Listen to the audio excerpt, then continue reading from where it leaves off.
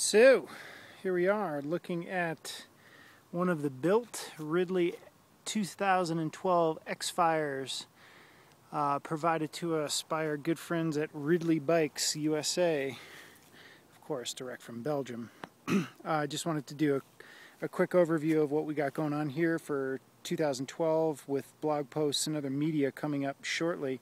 First and foremost, let's take a look at the Ridley X-Fire frame. New for 2012 is the internal cable routing, which makes this bike very similar to the 2011 X-Night with its internal cable routing. As you can see, basically from lever all the way through to all the gear points. In this case, the SRAM red black rear derailleur. I'll come back to that in a moment, as well as the, let me get a close-up of this, the rear cable mechanism.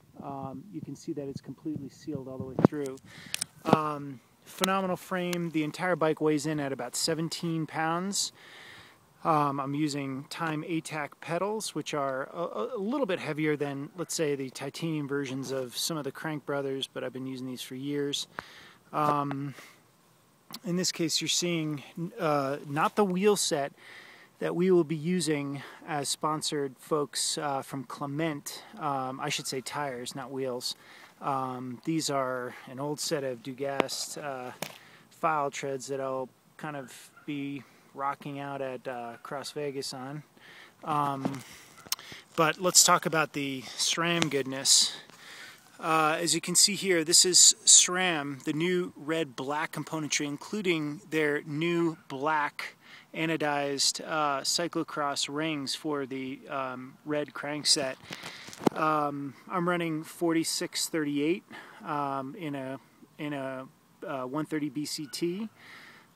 This is the SRAM red black front derailleur for cyclocross application with a steel cage. One other quick thing to note is the new press fit bottom bracket set utilizing a BB30 crank, but uses a press fit 30, which is a new standard that's really been pimped by SRAM. It's super stout, easy to install, but there is zero flex going on from the bottom bracket. It's amazing. And the profile, if I could go to the top here, for Q factor is super thin. I'm very impressed. Going back to the rear, we're using basically force cassettes for better mud clearance. And the reason for that, as you can see from the rear, is that there's basically ample place for mud to jettison itself out of these cassettes.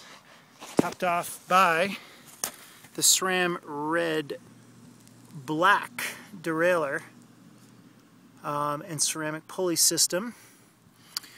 We also are rocking out with the SRAM Ultimate Shorty brakes. We decided, just for the trick factor, to put on the black version of this particular brake set. They do come in red as well, black arms with red anodized bits, but we thought the black looked way cooler.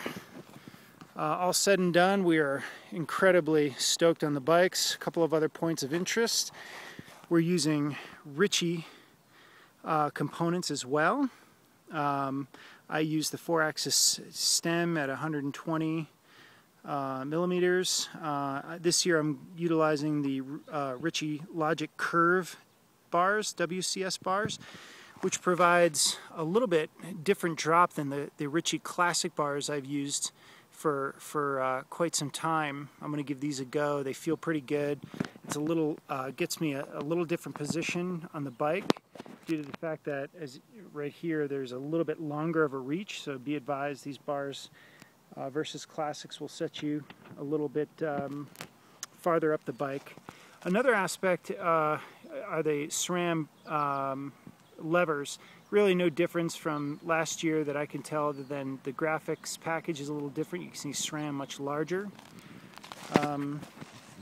This year, like last year, we're using Ritchie WCS 1-bolt posts. 1 bolt meaning 1 bolt, simple setup, never had it slip.